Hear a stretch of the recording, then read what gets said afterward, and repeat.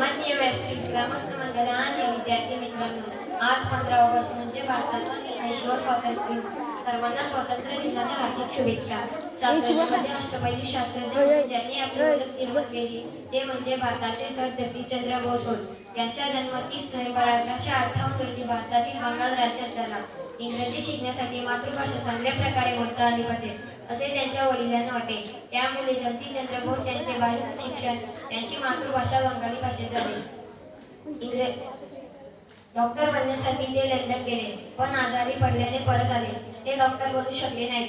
भारतात राहूनच त्यांनी भौतिकशास्त्र, जीवशास्त्र, वनस्पतीशास्त्र, पुरातत्वशास्त्र यांचा अभ्यास केला.